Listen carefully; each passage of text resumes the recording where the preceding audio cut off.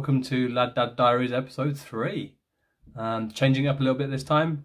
I'm going to concentrate on one particular area. The area I'm going to be looking at is the kids' nighttime routine. So I'm going to start by showing you a video of Alicia, who's 18 months old, and how she currently goes to sleep. And she's currently getting just under 12 hours sleep, so she's sleeping quite well through the night. Once you've seen that video, then I'll take you through how Catherine and I got to the stage of her sleeping through, because it's not always been like that, believe me. And then just a few tips and a bit of advice at the end of things that could help you to hopefully have the same success. So here you go.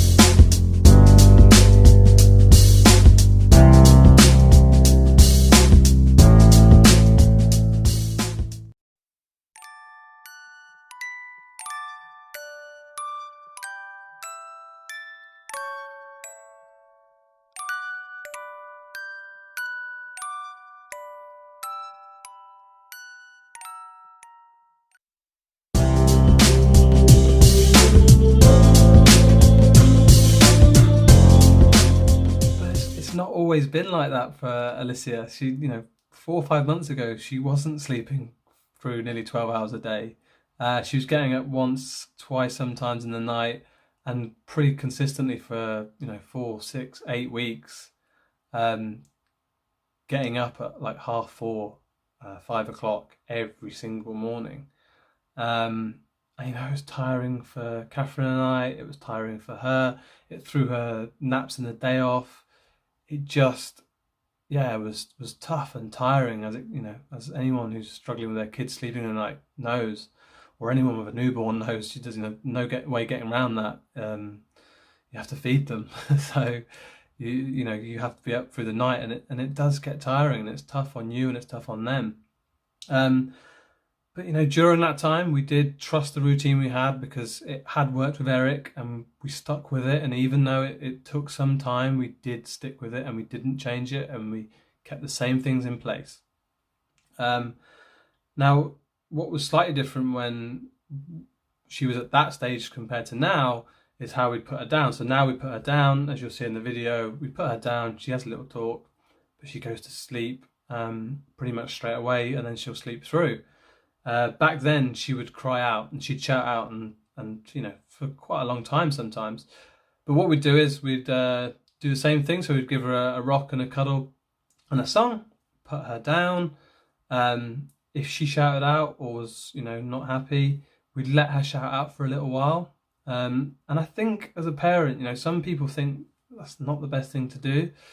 For me personally, I think you as a parent know when the child needs sleep and when they need you, in terms of if they're poorly or they're teething or they've got something actually wrong with them. I think you can really tell the difference between them noises they make and how they react. That's how we would do it anyway. We'd do 5 minutes of rocking, put it down for 10 minutes. She'd shout out for 10 minutes, you know, we might go in after a few minutes, 5 minutes, and go, shh, calm down, you know, let her know, let her comfort her with air, but not pick her up and not rock her to sleep again. And then after that 10 minutes, if she was still not happy, we would give her another rock for 5 minutes, put her down for 10 minutes again, and just keep following that cycle. And through the night, it would be exactly the same. And for our routine, we never, you know, got her up before 6 o'clock in the morning as well. So we would do that routine, whether she woke up at 4 o'clock or 5:30, 5:45, we'd still follow that same routine through. So 5 minutes of cuddle, put her down for 10 minutes, and then wait. And then, you know, if it got to that 6 o'clock time, we'd go, hey, look, it's morning, it's fine. And we'd completely change, and we'd suddenly, you know, give her full attention. We'd play with her. She would know that there was a difference between wake up time and sleep time. And that really worked. I think, you know, throughout that time, it was difficult, but we did trust what we knew had worked before. And in the end, doing that has worked. So, you know, it has been a bit of a blessing.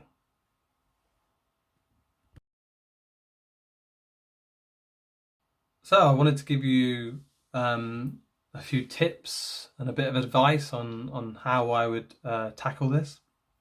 And, you know, the first thing I'd say is that get a routine in place. The one I've mentioned has worked for us. You may want to change it slightly, but whatever routine you have before bed, make it solid and make the child know that this is the build up to bedtime.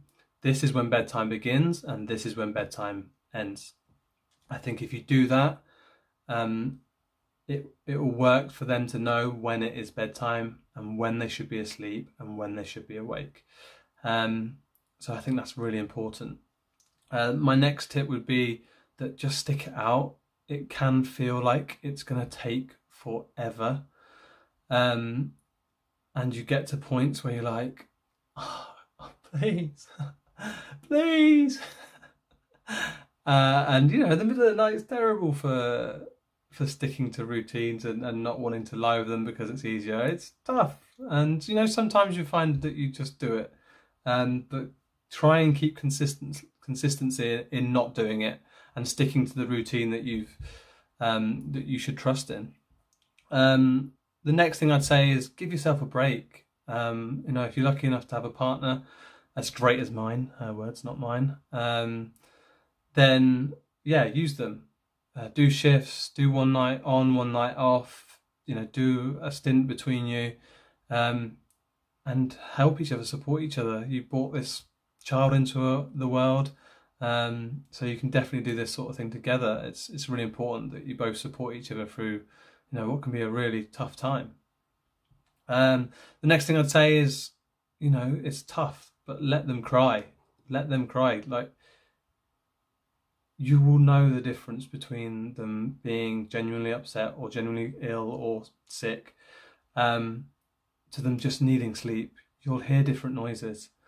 In my experience, I do think it is tougher for women than it is for men. I don't know if it's biology that makes it that way or it's a psychological thing, but I do find that women do find the letting them cry thing more difficult. So, you know, support your partner in that respect. Help them if they're finding that tough. You be the person that maybe does the hardest parts of that. And just be there and support them. And you know, if the child as well is crying, you can shush them and tell them that you're there and you know, make yourself feel better as well as them in saying and making sure that they know you're there, because you're not abandoning them. You want them to sleep because it's best for you and it's best for them. So yeah, help and support your partner with that, because it can be a difficult situation when the baby is crying out. The next thing I'd say is be patient. It's tough, and like I say, in the middle of the night, it's at its toughest. But if you are patient, you know, in my experience, it will come good in the end.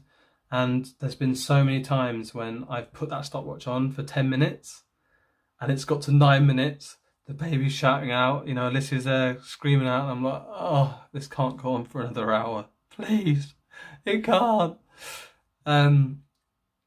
But I go, no, wait that extra minute, and you wait, and 20 seconds before that 10 minutes is up, they'll go down and they'll sleep, and you'll be like, it's a miracle.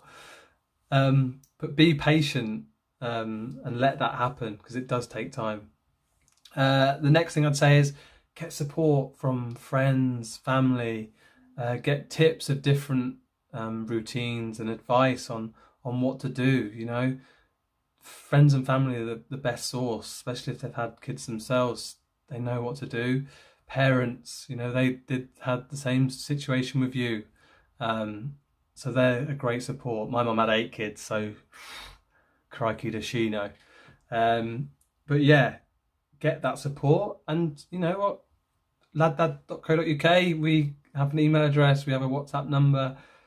Please get in contact, and I'm more than happy to give advice, or just listen to your worries. But also, there's professional people out there that can help you as well. Don't be afraid to go out and seek those people and get the best advice out there. It's important. Sleep is so important for you and the children, that it's so important that you both get plenty of it. So do what you can, and as long as you do your best to get as much sleep as you can, then you've done your best, and no one can ask any more of you. And just rely on them people to support you, because they will. The people around you who love you will support you in what is a difficult time. So yeah, good luck with it all. Any more questions, please visit the site, get in contact. Like I said, I'll be more than happy to answer any questions. All right, good night.